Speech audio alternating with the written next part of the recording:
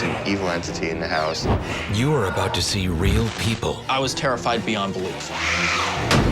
reliving horrifying paranormal encounters for the first time. I truly felt it was like living in hell.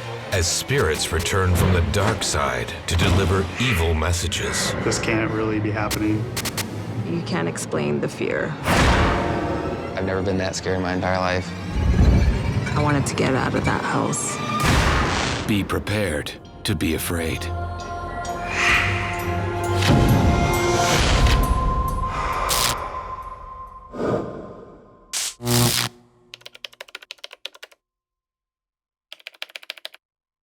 Story 20C, take 5. Marker.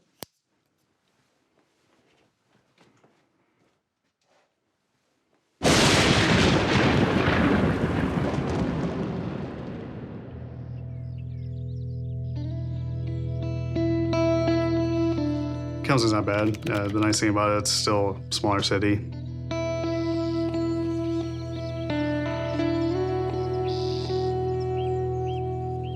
I was looking online at all these different houses, and was the right time, good prices, and easy to get mortgages.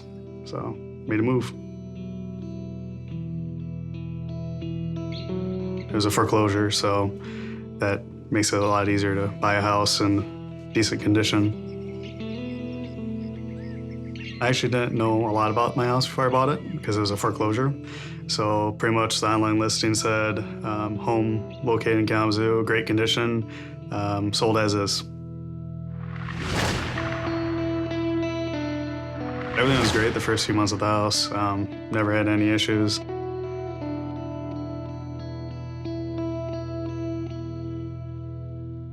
I met Dave about February 2013. We started talking online. One day I bothered him enough to meet me, so he did, and kind of hit it off. There were some issues in July, and I was actually moving to Kalamazoo, so Dan said one day, you know, "I'll move in with me." He moved in about September last year. My first impression of Dan's house was it was a very nice house, you know.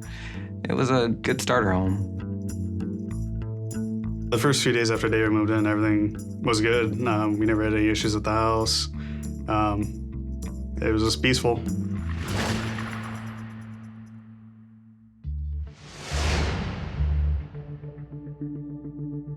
The next few months, everything was calm all through holidays. The first experiences we had was right after we had visited my brother for the 4th of July. We had come home and my brother had given us this Bible. Didn't think anything of this Bible. We just had it sitting on an end table at the house. We got home and we were both tired, so we laid down, and it was probably 12 or 1 o'clock, and I had the TV on still. Hey, Sarge, we got another one here. Another one what? This guy doesn't have his Out of nowhere, the door just slowly shuts.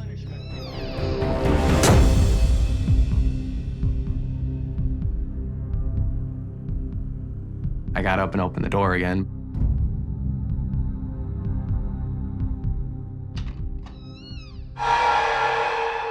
And there's nothing there.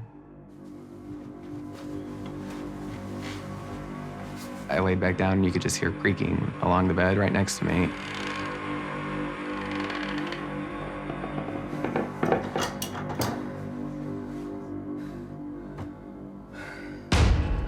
A minute later, I heard something fall in the kitchen.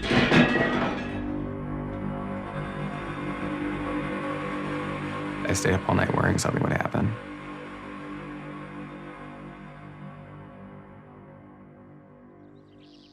The next morning, he told me about it, and I was a little skeptical. I hadn't experienced anything in the house. First occurrence, I was home by myself. It was during the day. I just got home from work.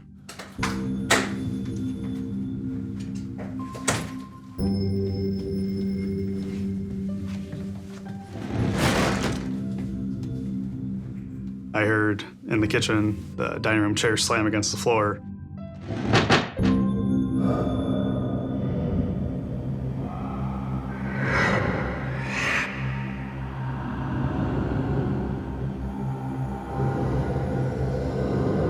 Then I heard running across the kitchen.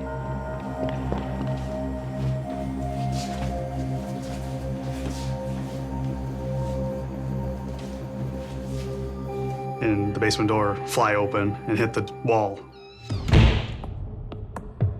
So I hurry up and walk towards the kitchen area. And I see the basement door moving still because it opened with such force. And I see shoes scattered, like they're just thrown down the kitchen area.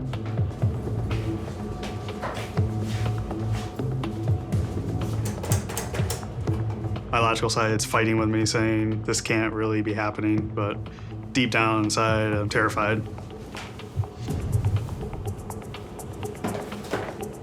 That was the first occurrence that I had at the house.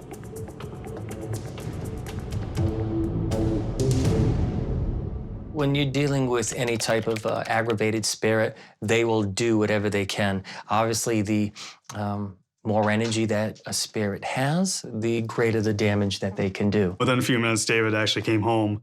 Dan looked very startled. You could just tell that something just happened to Dan that he couldn't explain. After that happened, the rest of the day, every little sound, you'd be worried that something else was going to happen. It goes from you being the sole person to experience it to, okay, now it's an event. Now it became real because you're not the only one. Putting aside the signs that something was potentially amiss in his home, Dan went to work on a renovation project in the basement while David was out. I was in the basement by myself. I was working on replacing some doors in the house, so I was chiseling out the hinges and cutting out where the door handles go. And as I was working on that, the cat had actually come downstairs and she was by me while I was working. And the cat was looking towards the back of the basement, and then she stops and she starts growling. And then she starts backing up. At that point, she gets right by to where I'm at, and she starts swatting and hissing really loudly. And she's so frantic to get away that she actually does a backflip and flops right on her back and is flailing around, and she runs up the basement stairs. I actually told Dan that the back corner of the basement behind the entertainment room, it was just like hitting a wall. You'd walk back there and out of nowhere, you just hit this cold spot where your hair would stand on end and you just felt this chill, and you could just tell there was something very unsettling about that space. So at that point, I go upstairs and I get up there and she's in the living room staring right towards the basement door. At that point, I'm walking towards her and she's just looking right through me or trying to look around me just at the door. And she gets frantic again, starts clawing towards that area, and she just runs right to the bedroom. And she won't come out the rest of the day. I got home after what happened to Dan in the basement, probably 30 minutes later. You know, I went downstairs and started working on a project that I was working on while Dan went back to his doors, and Kitty, of course, was right next to you. She wouldn't leave you.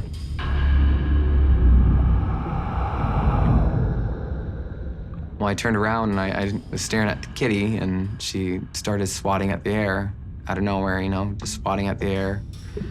And Dan walked up to the door and he asked me, you know, what are you doing? And I just let out a rather loud shh. In the back corner, 3 seconds later, you could hear a woman in a woman's voice going shh back at me. We both said in sync, you know, did you just hear that? That was the first occurrence where we were both aware and we both heard at the same time. We probably didn't go back in the basement for anything other than laundry after that.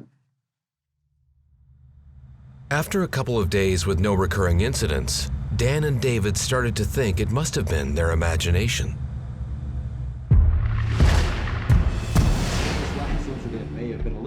We were sitting on the couch and I kept like glancing back at the hallway just because a moment before I saw something.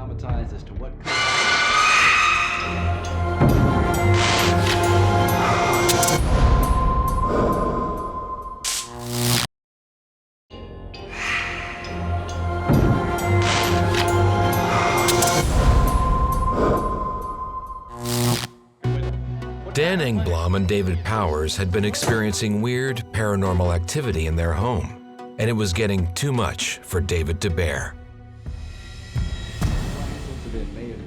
We were sitting on the couch, and I kept like glancing back at the hallway just because a moment before I saw something. I said, I think I'm seeing someone in the guest bedroom. Our days are too precious to lose valuable time waiting for officials to figure out what to do with you. Now that they know the old shot record has been lost and forgotten. You think that you see it, but then as soon as you go to look at it, it's not there. Gosh, I'd hate to be stuck like that in the airport, man. I abhor shots, don't you? Once is really enough. Yeah, sure you do, kid. Swan Lake's crime needs to be away somewhere. He didn't really acknowledge it. He thought I was crazy. Yeah, they all say that left and back at home on the base. Let me show you what we do to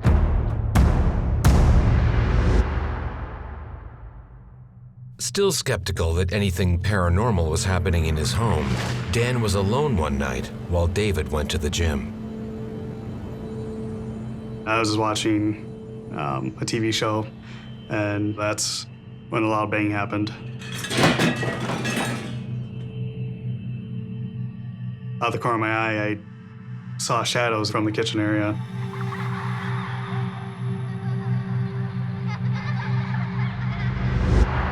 After that happened, the lights in the kitchen and the living room all dimmed, and then they flickered out. And then they came back on. It felt like my heart dropped at that point. There was a very musty body odor smell that you couldn't really pinpoint where it was coming from. You just smell it, and then it'd be gone.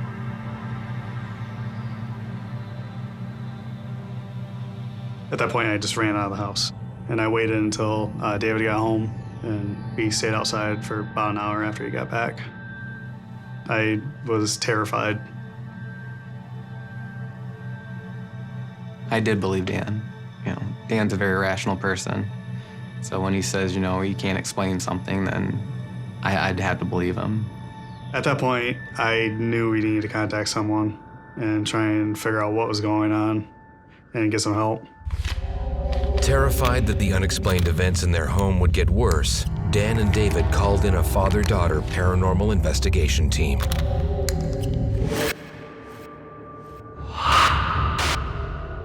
The intent and the purpose of the pre-investigation is to gather relevant information and to substantiate if what they've told us is accurate and true. Just pulling up in the drive, you know, I had looked at my dad and told him something's off.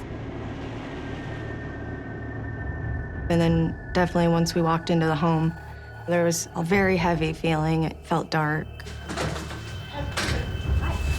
Dan, nice to meet you. Dan, thanks for coming, guys. Yeah, it's just over here.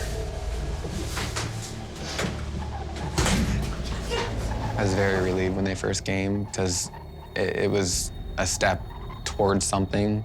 Just seeing the video cameras and the tape recorders, all that, it makes it more real. Well, during the walkthrough, we had them take us to the locations that they had specific issues that they could go back and outline for us. We deployed all of our recorders. We used K2 meters. We also used an Ovilus. They used their infrared camera and took pictures throughout the house. Thermal imaging, our thermal imaging camera, allows us to see in a realm that our eyes aren't able to. They did use the camera on the cat a few times. They actually picked up a really compelling picture they had of, there's actually a hand on the cat's back as she was looking up. You could see this arm and hand right on her.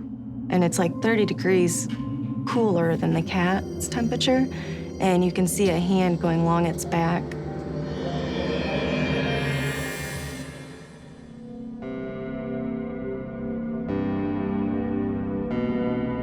Having witnessed and collected enough evidence, Alan and Anna left the home to sort through their findings.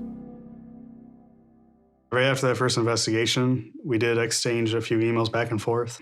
One of the emails, I was actually getting ready for work, and I was in the bathroom getting ready, and I saw an email come in, and I'm reading this email from them, and as I'm reading it, I hear footsteps down the hallway. I open the door and I walk out of the bathroom, and David's in the bedroom. David, don't believe this email I just got. And I'm telling him about the email that I had just gotten from Alan and Anna. And as I'm doing that, he stops me and he's like, "There's someone behind you."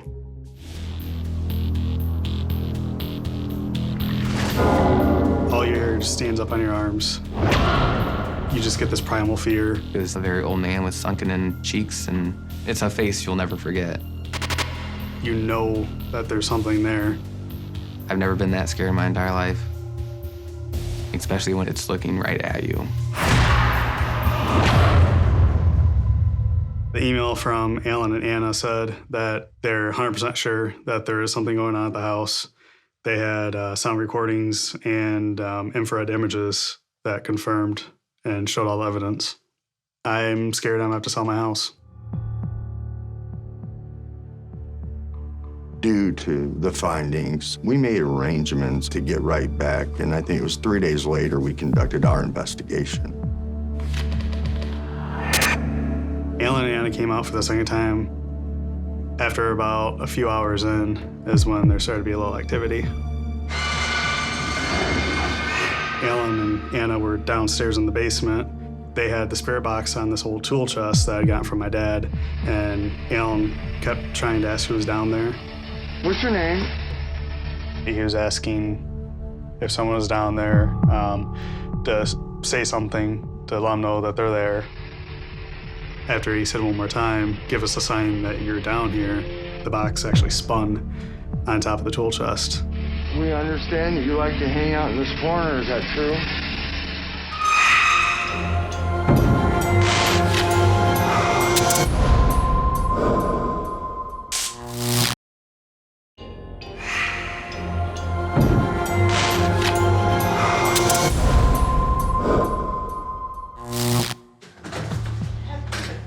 After encountering paranormal phenomena in their home, Dan Engblom and David Powers called in an investigation team to try to get evidence of any haunting. Their team's findings shocked everyone.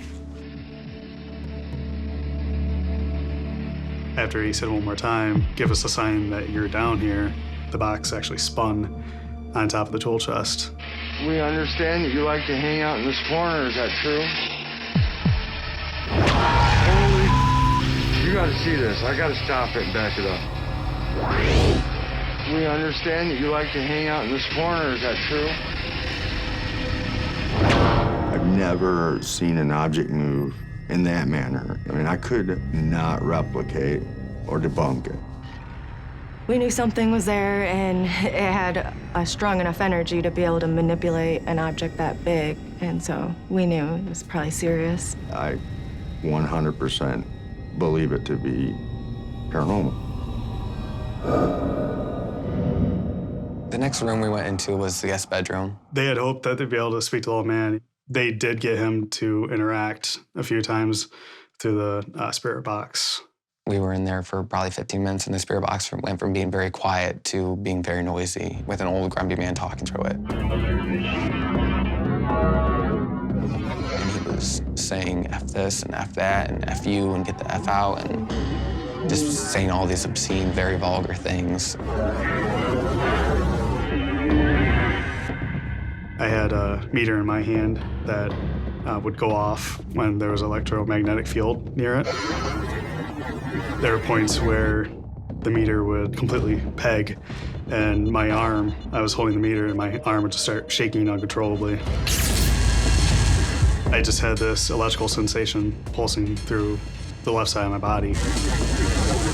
And then out of nowhere, it just grabs me by the ankles. It felt like we were being bullied out of our own home, yeah. It felt like whatever was there was manipulating us. A spirit, if given the proper energy, some of them can go beyond just moving objects. Some of them could actually physically harm people. Because even though their physical body's not here, their emotions still remain the same. Now that physical things were happening, it felt like we're in more danger. We were done at that moment. I didn't want to do anything else. I told them we're not doing anything else. They packed up all their equipment and they left. I felt like whatever was there didn't like us, and wanted us out of the house. We didn't stay there again after that.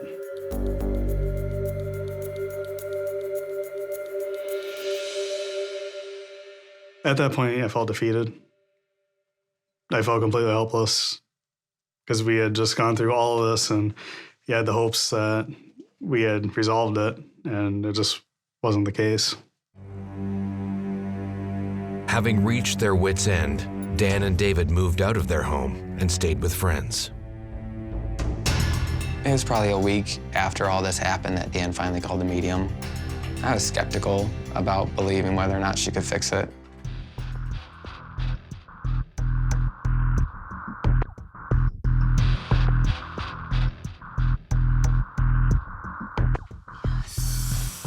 As soon as we walked in the house, we go downstairs, and the medium said that she could sense a little girl. The little girl kept saying that she was hiding. She hid in the basement, and then she said that she killed him. It was her fault. Is she alive? Is she alive? Is she alive? And the medium asked her, "What's your fault?" And she said, "The fire." She said there was a fire, and she did what her mommy and daddy told her to do. She said that she went downstairs when there was the fire because her parents told her that if anything ever happened, to hide in the basement. Right away, you just smell fire. It just smelled like fire all around you. The little girl said that she lived in a farmhouse, and she went in the basement to hide like she was told. And she said she heard her mom and dad calling for her, and they came downstairs. And she said that the stairs collapsed, and it was her fault that they all died down there.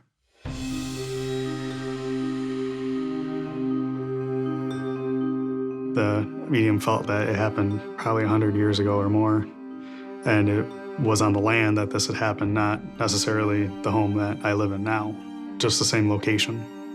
She told the little girl that it's not her fault that her parents are gone. And told her that her parents are in the light and she needed to go to the light to find her parents, because that's all the little girl wanted was her parents. And she said that she found them. At the light, she found them. And little girl, you just the smell of fire went away. It just got a little bit lighter. And you just felt good because you just felt like you helped.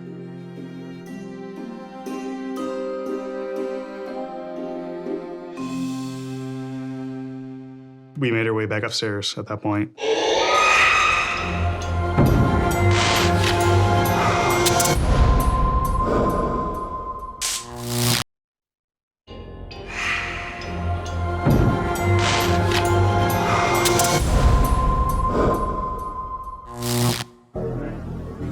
Dan Engblom and David Powers were being haunted by the spirit of an old man. They enlisted the help of a medium to cleanse their house of negative energy.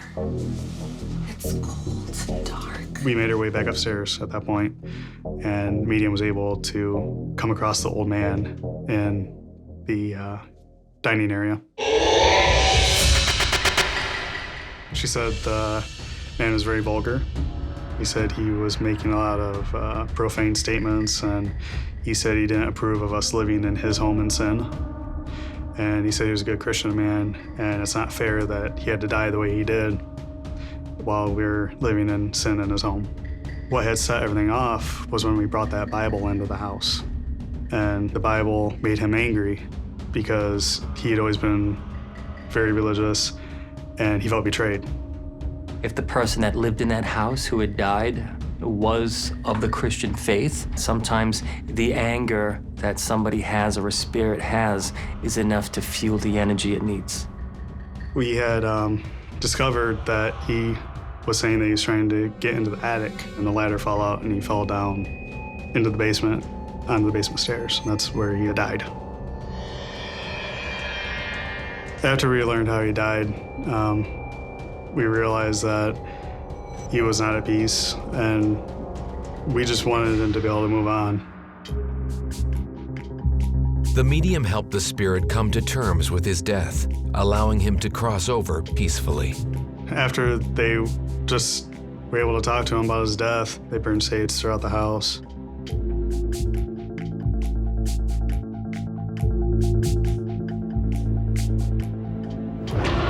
We could feel his presence there for a little bit longer.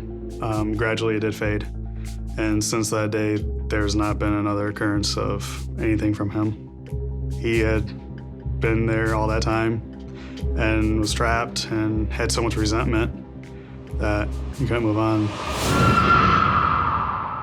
Ever since the medium came in, things have been perfect. After they left, the house feels completely different. It felt like homey again, like it used to.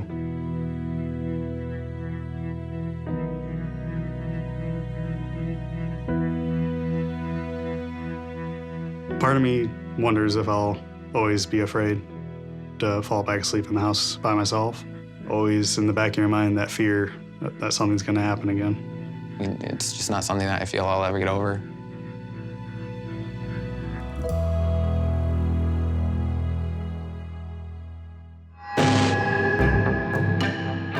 When an entity has an evil intention, the effects on the living can be utterly devastating.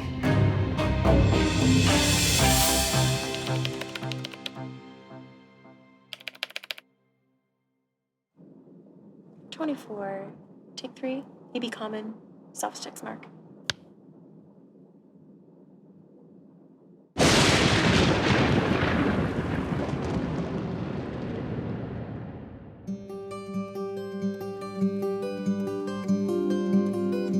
My name is Tony Rogers. I'm from Lake Simcoe, a little town called Town of Georgina.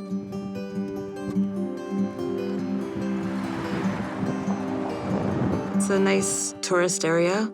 People come through, go fishing. Me and my husband, we were looking for a quiet place to live. We just got married a year prior, so we wanted somewhere where we can raise our children and enjoy a nice, quiet town and a place for the kids to grow up and have that small community feeling where everybody knows everybody.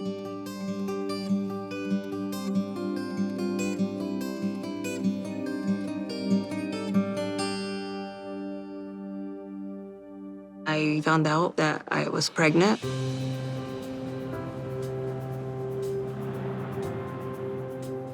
My husband was working in the city.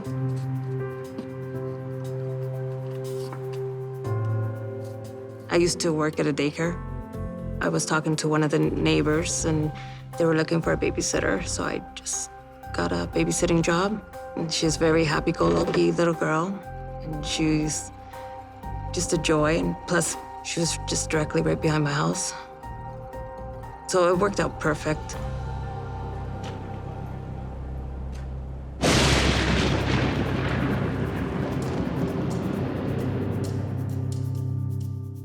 I would take down the laundry to the basement.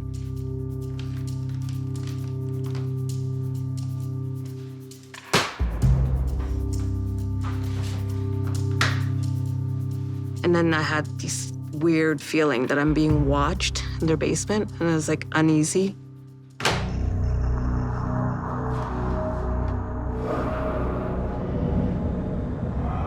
So I just dropped the clothes down there and I ran back up, and it's like, you get that eerie feeling.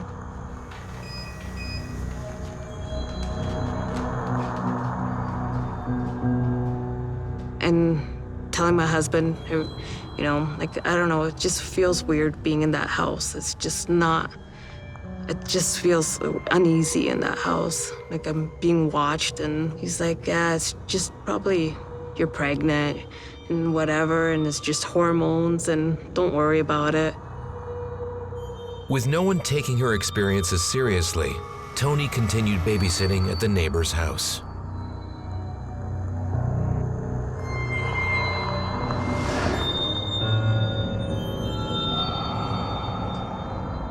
I talked to my family about it, my sister, my brothers, and they all kind of brush it off.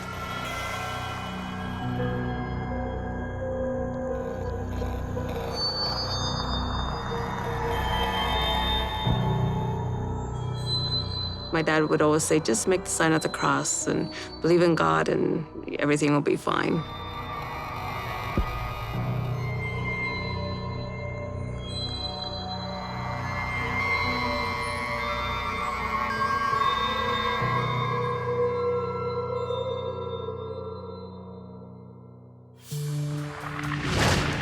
Tony leaned on her faith and tried to shake the unexplained feeling that she was being watched in her neighbor's house.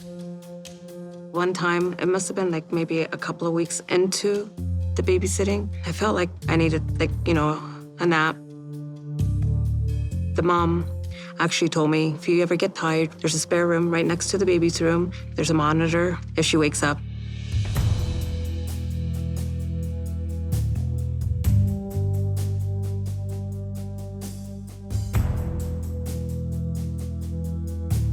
And then all of a sudden, you feel like you're being watched. I opened my eyes and then couldn't move. And then all of a sudden, these 4 things were like right there, like two on each side of the bed. And they're looking down at me as I'm looking up. But I couldn't scream or move or nothing. And they were like in brown hooded robes. There's no face. It was like darkness.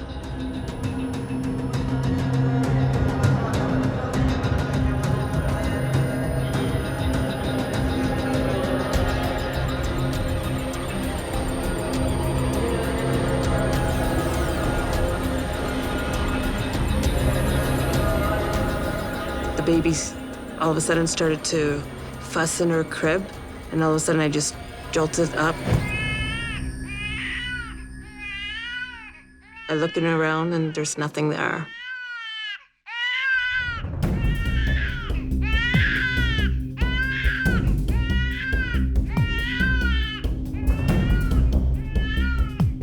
I ran to see the baby and checked her out, and she was fine.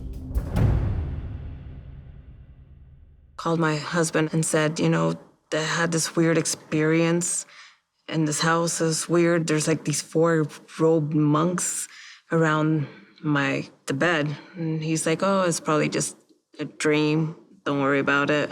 There have been many cases involving what we like to call either incubus or succubus cases, where a person will say that they had a dream that they were surrounded by beings without faces, and they've felt an overwhelming fear come through them and almost paralyzed, where they couldn't move. They knew it was going on, they can see what was going on, but they couldn't do anything about it. And then the second time it happened, it was more intense.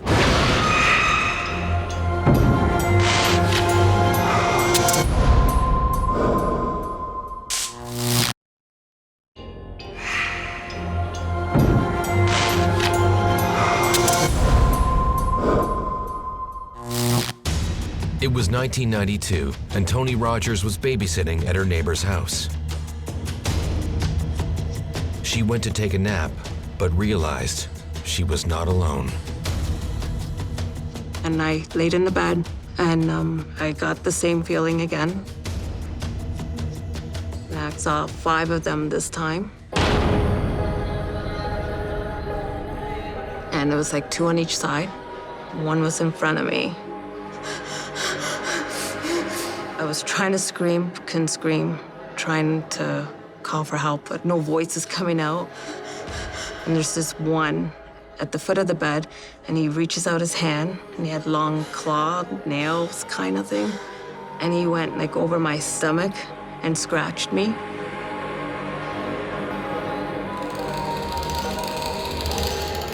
I did the sign of the cross with my tongue, and that's when I was released. You can't explain the fear. It's like terrifying feeling, especially you can't explain what it was. When dealing with the demonic, a lot of times, anything that involves a demon is usually never nice. One of the big things that demons prey off of is fear, instilling fear into somebody. Was it a warning? Was it a sign? Was it to test me for my faith? I have no idea. I just wanted to forget about it, and I just let it go. I'm freaked out, called my husband, and I said, this thing actually scratched me. I think there's something going on with the baby, they're out to get my baby or something. He's like, oh, don't be ridiculous, it's okay. And I'm like, no, I actually have a scratch mark on my stomach, something scratched me. I can't be here anymore. And he's like, don't worry about it. We have an ultrasound coming up in a couple of days. Everything's gonna be fine. But at that moment, I knew, like, there's something that's not right with the baby. I don't know what or why those things were there, but as a pregnant mother, I knew there was something not right. So I told the lady, I said, I can't do this anymore.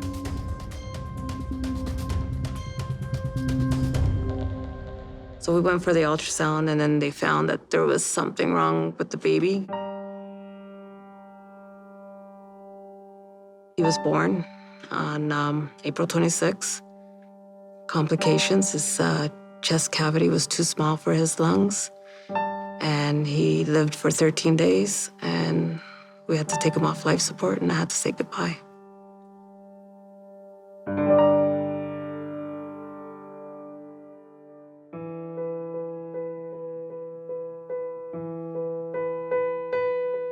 I'm living in this house, and the plans were to have children.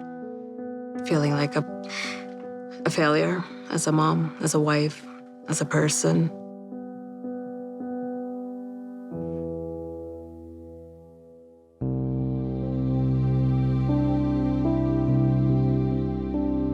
Six months later, I got pregnant again with our second child. And Jesse was born, and it turned out he was a boy, and a healthy boy at that. You can't explain the excitement, like it's beyond happiness being a mom. Things were like, you know, good. Everything at the house was awesome. And, you know, Dad went to work, Mom stayed at home, raised the baby, cleaned the house, you know, good old housewife. Tony was grateful for her second chance at being a mother, and all the unexplained incidents seemed to stop. Until one night, more than 2 years later. Jesse was 2.5. We were all sleeping. It was like 2 in the morning. We heard Jesse screaming at the top of his lungs. Mommy! Mom! Mommy! Mom! Me and my husband go to the room to check out the situation. Mommy! He was screaming that some man was trying to pull him inside the wall. I was scared for my son's well-being, my well-being, and I wanted to get out of that house. Fearing that the malevolent spirit that had been haunting her was now targeting her son, Tony decided to do some research on her house. I went to the town and got the city records of who lived in my house. Every 6 months to a year, people were moving in and out, and I've been there the longest. My husband was more skeptical, like he didn't believe. So then I just kept it to myself. I'm not gonna talk about it because I don't want people to think I'm nuts. Tony tried to dismiss the strange events as coincidence, but any hope that they would stop were soon dashed. I guess I was about 11:30, 12, slip into bed. All of a sudden I see out of the closet coming some older woman.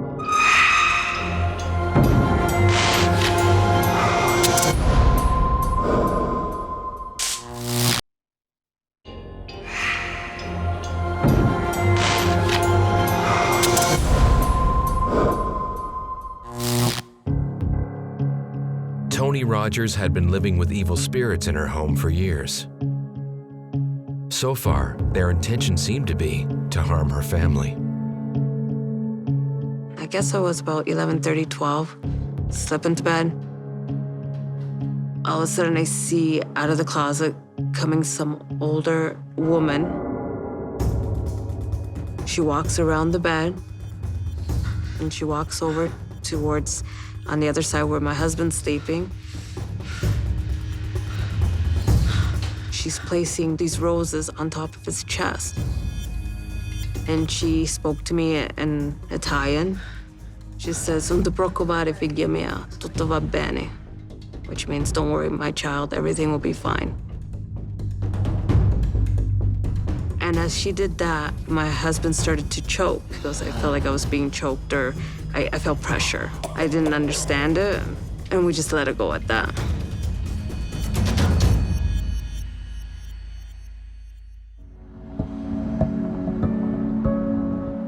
A couple of days later, I go to my mom's house. I was going through my parents' photo album, and I spotted this woman in this picture. She had black hair. She kind of looked like me, actually. Completely taken aback, Tony saw a photo of the same spirit that had visited her only a few nights previously. And I asked my mom, "Who is this lady?" And my mom said, "That's Nonna, like that's my mother." I was the only one out of my family that was born in Canada, and so I've never had the pleasure of meeting any of my grandparents. I was freaked out. Like, why would my grandmother come visit me with a dozen roses and put it on my husband? I believe that there are spirits that stay behind for a little bit because they do have a message that they want to convey to their family members, a loved one, friends, and they won't move on until they get that message across.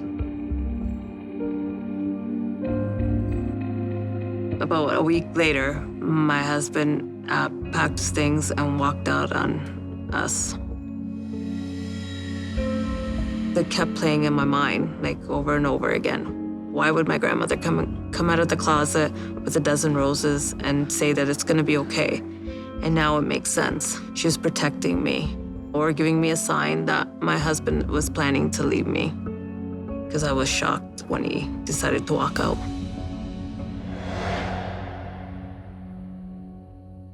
With the absence of her husband, Tony struggled to make ends meet for herself and her young son. That's when I decided to put my house up for sale.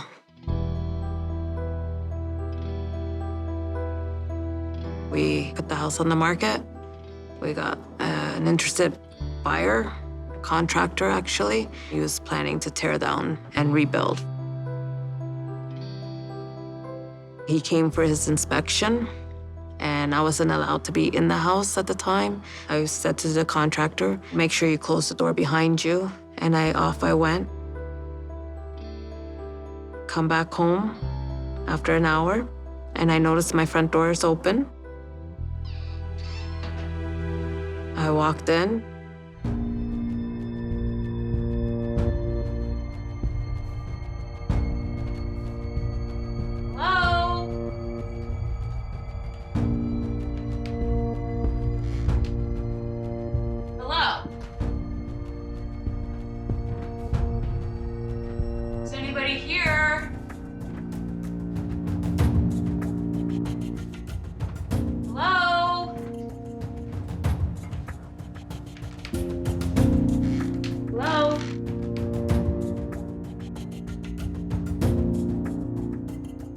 I look into my son's room and I notice on his bed, all the stuffed animals on my son's bed were upside down.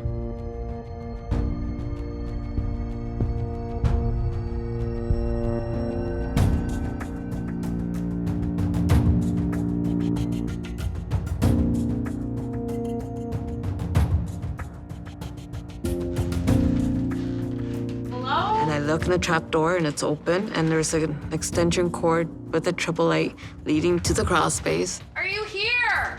Hello?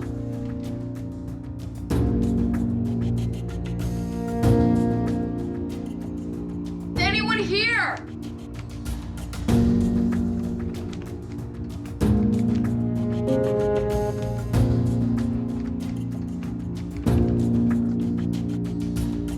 Hello? The real estate called me and said the contractor is not interested in the house.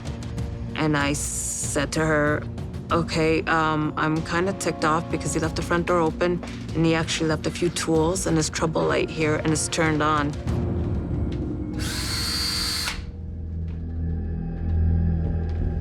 The contractor said he wants nothing to do with the house and the lady's crazy for living there and to keep his tools. I was like angry and scared and like I didn't know what was going on. Like I thought, I don't know, the house was possessed or something. Like I can't explain it. Even the real estate, she said she can't get a hold of the contractor. Like she doesn't know what happened. I feel like it was a warning, and if a spirit didn't want me to live in that house or my son, they would have had me kicked out long before, like as soon as we moved in. I think that they want me to stay. So I just decided that I'm just gonna stay here. And since then, my house has been really quiet. We feel like we're safe there now.